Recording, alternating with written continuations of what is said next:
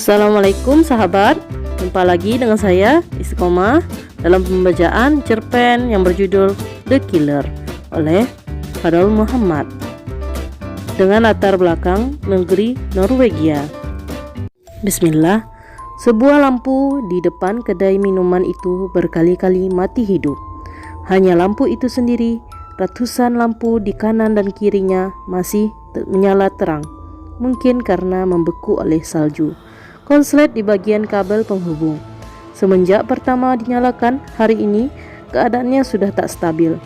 Terus mati hidup berjalan beberapa saat, hingga akhirnya sempurna padam ketika sebuah mobil bak tua merek Chevrolet berhenti di sebelahnya. Sebuah mobil laki-laki berjaket tebal turun dari mobil bak tua itu, berjalan pelan menuju kedai ketika mobil kembali berjalan. Sejenak ia berhenti, memperhatikan tiang lampu yang sudah benar-benar padam. Kertas dengan tulisan "Wanted" yang melekat di dinding tiang itu membuatnya tertegun. Di bawahnya tertera lengkap identitas berserta foto orang yang dicari. Kertas pengumuman pencarian itu membuatnya terus menyalahkan diri. Sudah 2 orang yang amat dicintainya pergi meninggalkannya karena sebab yang sama. Hatinya mulai dapat merasakan semua hal yang benar-benar hilang setelah sekian lama. Berada di jalan yang tak semestinya, dan 2 orang yang dicintainya akan ia buat sebagai alasan untuk berhenti. Ia yakin foto dalam kertas pencarian itu akan berubah, tak lagi menampilkan dirinya sebagai pembunuh bayaran yang sangat dicari oleh kepolisian. Perlahan Charles menutup kepalanya dengan kerudung jaket tebal berbulunya. Ia harus benar-benar berhati-hati saat berada dimanapun. Semua mata seakan terus mengamati. Bahkan angin yang mendesah sepi pun tak menutup kemungkinan akan menjadi saksi keberadaannya. Di dalam kedai ia memesan secangkir kopi panas terbaik ketika seorang pelayan kedai menghampiri tempat duduknya. Pelayan mengangguk, mempersilahkan untuk sebentar menunggu, lantas berjalan gesit ke belakang, menyiapkan pesanan. Sementara itu Charles menatap keluar jendela kaca kedai ini, menatap ke jalan seberang. Seorang laki-laki dan anak perempuannya terlihat keluar dari kedai kopi di depan sana. 1-2 kristal salju mendarat lembut di kepala dan jaket tebal mereka berdua, berjalan dengan penuh canda. Entah mengapa melihat itu air matanya mengalir pelan, mengingatkannya dengan kejadian 2 hari yang lalu. 2 hari yang lalu, sekitar pukul 10:12 malam, kereta api melesat kencang, membelah rel di tengah kota. Pedesaan, hutan, melewati jembatan, lereng-lereng perbukitan dan apa saja yang dilewatinya, bermula dari ibu kota Norwegia, Oslo, hingga ke kota Stavanger, melalui jalur yang berbackground selalu berganti-ganti. Asap hitam mengepul dari cerobong kereta itu terus melesat tanpa ada yang menghalangi. Salju yang terus turun pun tak membuatnya harus mengurangi kecepatan. Sorot lampunya tajam membuat terang apa saja yang ada di depannya. Di bawah kaca jendela kereta, Charles terlihat merenung. Sorot mata terus tertuju ke kedua telapak tangan yang sengaja ia rentangkan. Belum dapat percaya dengan semua yang telah ia lakukan dengan kedua telapak tangan itu. Keluarga besar Erik Leonard, anak, istri, dan semua anggota keluarganya tewas mengenaskan dengan jeratan tali tipis di lehernya. Beberapa yang lain tewas tertembak. Charles benar-benar sukses besar dalam misinya. Bahkan polisi tertipu dengan jeratan tali yang bukan berasal dari negara Norwegia. Polisi harus melibatkan banyak pihak untuk meneliti dan boleh jadi para detektif handal hanya untuk mengetahui dari mana asal-muasal tali tipis itu. Butuh proses panjang demi mendapatkan data yang valid untuk menghubungkannya dengan motif pembunuhan. Banyak yang mengira tali itu berasal dari Polandia. Ia menghela nafas berat, menggenggam erat kedua telapak tangannya. Hingga kapan aku akan terus begini? Dasar hatinya yang putih tergerak untuk menasihati hatinya yang semakin gusar. Masih ada rasa ingin berhenti, bahkan keinginan itu terlampau besar. Namun di sisi lain ia terbebani. Jika ia berhenti dari pekerjaannya, tentu ia tak akan bisa mencukupi kebutuhan Irina, anak perempuan satu-satunya. Sudah 6 tahun lebih Charles menjalani hidup dengan tanpa istri. Ia harus merawat dan membesarkan Irina sendiri. Gemna meninggalkan Charles setelah tahu bahwa suaminya adalah seorang pembunuh. Apapun alasan Charles, meskipun sebenarnya semuanya ia lakukan demi keluarga, namun Gemna tetap tak bisa menerima Charles sebagai suaminya lagi. Di mata Gemna, Charles tak ubahnya seperti monster mengerikan yang hidup bersama keluarganya. Dan tentu, sebaik apapun dia, pasti suatu saat Charles akan menjadi bumerang yang hanya akan menghancurkan keluarganya sendiri, untuk Irina, bahkan untuk diri Charles sendiri. Dan akhirnya Gemna memilih untuk pergi dari keluarganya, meninggalkan Charles dan putrinya. 6 jam berlalu, di depan sudah terlihat stasiun kecil tujuannya. Stasiun itu hanya sebuah bangunan persegi 4 yang memanjang. Tak ada tribun di atas kereta untuk tempat berteduh. Kereta yang berhenti menunggu penumpang berikutnya, dan hanya ada beberapa ruangan untuk petugas kereta. Benar-benar kecil, karena memang stasiun itu tidak berada di tengah-tengah kota, hanya di tengah-tengah pedesaan yang sepi. Sisi kanan dan kirinya hanyalah hamparan rerumputan yang terlihat 1-2 rumah warga. Charles bangkit dari duduknya ketika kereta sudah benar-benar berhenti. Ia bergegas mengambil tasnya dan segera berjalan berbaur bersama puluhan orang yang juga tujuannya akhir di stasiun itu. Udara dingin kembali menyergap saat satu langkah kakinya menginjak lantai peron.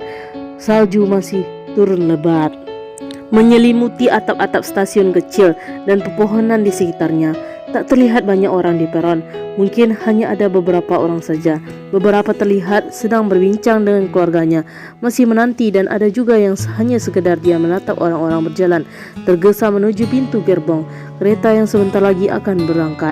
Beberapa petugas juga terlihat sibuk mengatur para penumpang berikutnya. "Ayah!" Sebuah suara membuatnya segera menoleh. Irina bergegas berlari menuju ayahnya yang masih tergugu di depan pintu gerbong. Charles membentangkan kedua tangannya menyambut anaknya dengan pelukan. Irina tersenyum. Sebulan lebih ia tinggal sendiri di rumah, melewati hari-harinya tanpa ayah yang penyayang. Cukup 1 bulan sudah membuatnya sangat rindu. Charles pun begitu. Dimanapun ia berada, pikirannya tak lepas dari Irina, anak perempuan kebanggaannya. "Apakah ayah merindukanku?" Wanita cantik berambut pirang lurus itu bertanya manja setelah melonggarkan pelukannya. "Bahkan ayah sudah mulai rindu sebelum kau lahir, Irina." Charles menyentuh bahu putrinya yang sudah beranjak di remaja itu. Ia terus tersenyum. Banyak hal yang ditanyakan oleh putrinya, termasuk pekerjaan palsu yang dibuat Charles sebagai sebuah alasan. Menjadi kuli bangunan, kuli angkat, tukang listrik, dan banyak bentuk pekerjaan yang Charles sebutkan demi untuk meyakinkan putrinya Irina yang tak benar tahu siapa sebenarnya jati diri di balik sikap lembut dan baik hati ayahnya itu. "Apakah menjadi tukang listrik itu menyenangkan ya?" Irina kembali bertanya saat berjalan berdua di trotoar sebelah stasiun kereta. Setelah Charles menceritakan perihal pekerjaan yang baru ia kerjakan saat di Oslo sebulan terakhir, 1-2 kristal salju mendarat lembut di kepala Charles dan Irina yang masih asyik mengobrol sambil terus berjalan.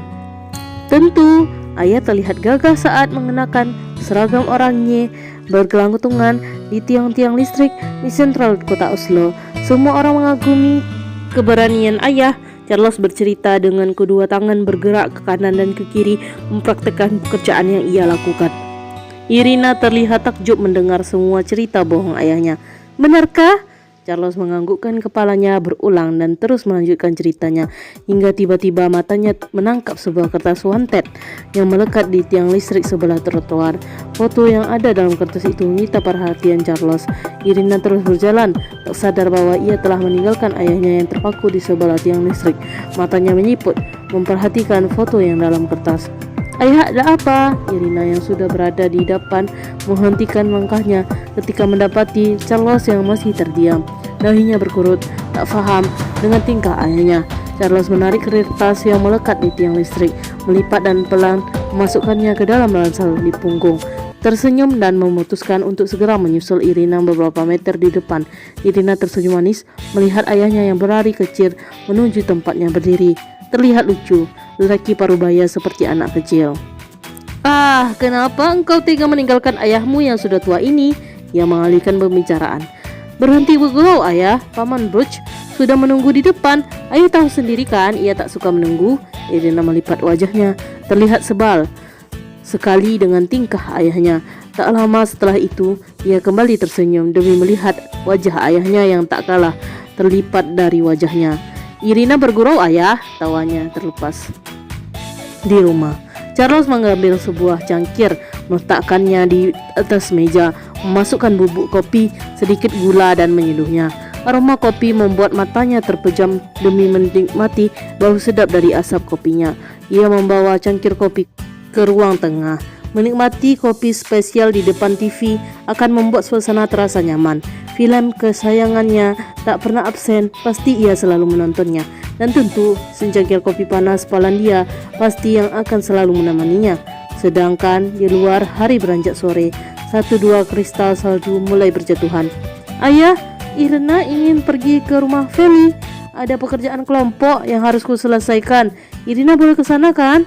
Irina menjelaskan keinginannya setelah sempurna duduk di sofa ruang tengah bersebelahan dengan ayahnya. Di layar kaca TV sedang menampilkan film kesayangan Charles, Scooby-Doo. Charles yang hendak menghirup kopinya menoleh ke arah putrinya yang tersenyum manis. Tangannya tertahan. Tentu, Irina harus menyelesaikan tugas itu. Jadilah jagoan ayah. Semangat! Charles tersenyum menyemangati putrinya. Terima kasih ayah. Irina segera bangkit, berjalan menuju kamar, dan beberapa menit kemudian ia keluar dari kamar, sudah siap dengan keperluannya. Jaket tebal selutut biru, kosta, dan tas selempang. Tak lupa syal oranye Scooby-Doo kesayangannya melilit erat di leher wanita cantik berambut pirang itu. Aku pamit ayah, kata Irina setelah mencium punggung tangan ayah. Hati-hati di jalan. Lelaki parubaya itu mengusap lembut rambut putrinya. Beberapa menit setelah itu, Irina sudah melesat di atas tumpukan salju di jalan aspal yang membelah desa kecil di lembah indah tanah kelahirannya. Dengan sepeda ia terus melaju. Kristal-kristal salju yang berjatuhan 1-2 mendarat di rambut dan pundak gadis cantik itu. Maafkan Irina ayah, Irina tak bermaksud membohongi ayah. Irina sayang ayah. Udara yang semakin dingin membuat Charles menggigil.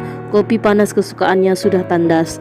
Mau tak mau, ia harus pergi ke belakang, mengambil kayu bakar untuk menyalakan perapian. Tak ada yang dapat bertahan dengan udara sedingin ini. Entah mengapa, tiba-tiba udara semakin dingin, tak seperti biasanya. Setelah perapian sudah penuh dengan kayu, Charles sedikit menyiramkan dengan minyak lantas menyalutkan korek apinya ke tumpukan kayu. Saat tumpukan kayu sudah terbakar, membuat udara yang semakin dingin terasa lebih hangat. Persis setelah api menyala dari luar, terdengar suara pintu diketuk.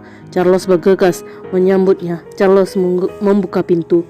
Branson, ia sedikit terkejut dengan kedatangan lelaki yang bernama Branson. Ia adalah kepala desa ini. Ia jarang sekali mau berkunjung ke rumah orang jika keadaannya tidak sedang mendesak memaksanya. Boleh aku masuk? Branson yang terlihat kedinginan ingin segera masuk ke dalam rumah. Tentu. Charles mengajaknya untuk duduk di dekat perapian. Branson, lelaki berusia 50 tahun dengan kepala botak setengah itu sedikit menyunggingkan senyum saat menatap Charles. Tatapan aneh penuh selidik. Tangannya yang masih sibuk menepuk-nepuk jaket tebal membersihkan sisa-sisa kristal salju di pundaknya. Ada yang bisa kubantu, Branson? Charles membuka obrolan. Setelah beberapa saat tak ada yang bersuara, Branson memperbaiki posisi duduknya. Apakah kau menyayangi putrimu?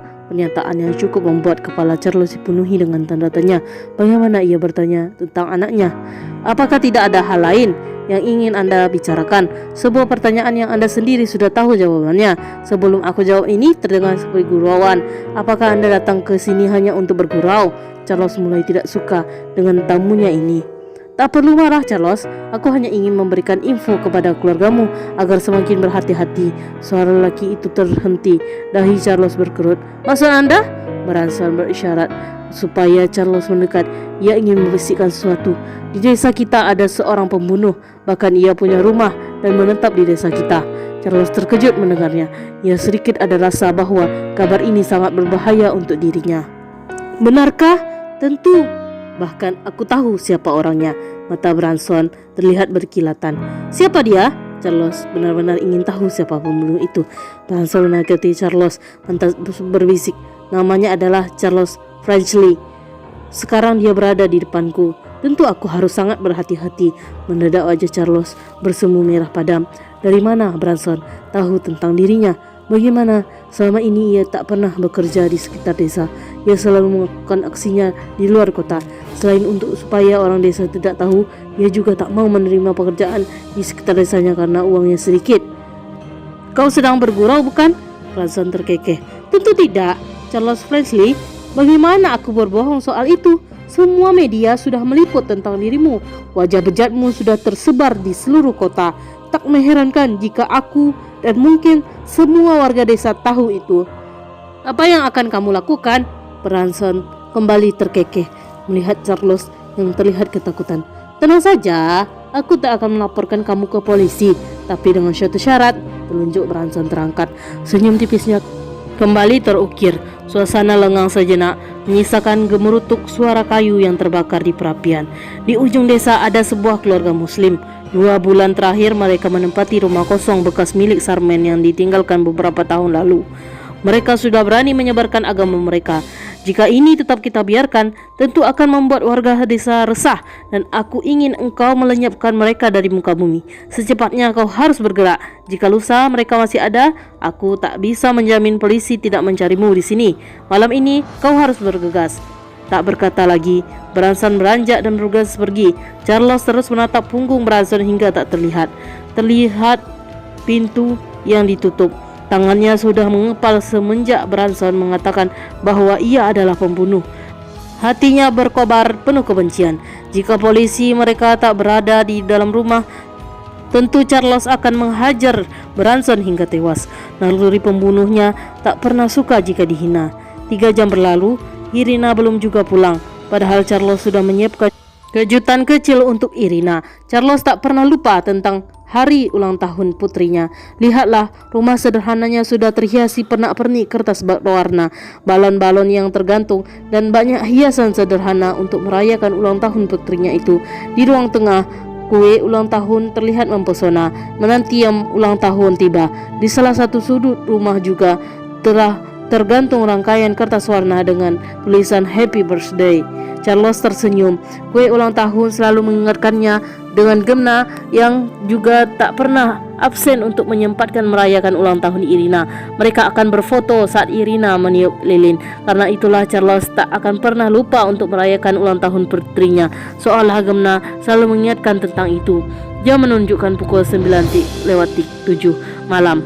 Wajahnya mulai cemas. Bagaimana Irina jam segini juga belum pulang? Apakah tugasnya terlalu sulit? Anggapan-anggapan buruk mulai terbayang-bayang dalam pikiran Charles. Sebelum Irina pulang, sebaiknya aku lakukan tugas dari Branson brengsek itu dulu. Charles mengambil senapan yang memiliki 2 laras panjang tergantung di sebelah perapian. Senapan yang biasa ia gunakan untuk berburu berusa di musim panas. Sebelumnya ia tak pernah berpikir akan membunuh orang dengan senapan itu. Ia terlalu primitif. Ia bergerak cepat, mengambil jaket tebal, penutup kepala, sarung tangan, dan apa saja yang diperlukan dalam aksinya. Dan satu lagi, ia memiliki barang baru dari Oslo, peredam suara. Sebelumnya ia tak yakin apakah akan cocok dengan senapannya, tapi setelah mencoba, Charles tersenyum.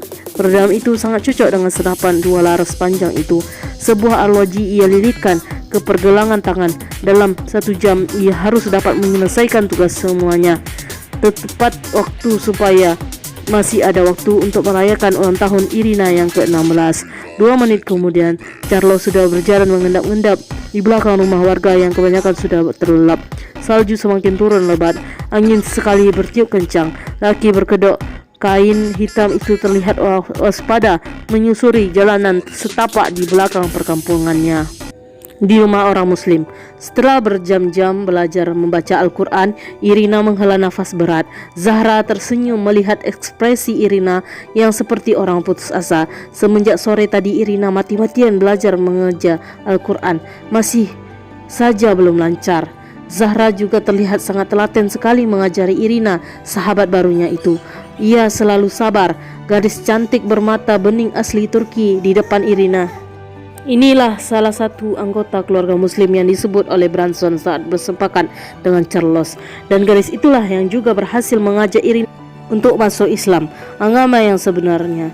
Di saat Irina sendirian dan kesepian, tak punya siapa-siapa, bahkan warga desa yang melihatnya pun tak tergerak untuk sekedar membantu, dan hampir saja menjadi bulan-bulanan para lelaki hidung belang di sekolahnya. Pada saat inilah Zahra beserta ayahnya datang sebagai malaikat penyelamat hidupnya.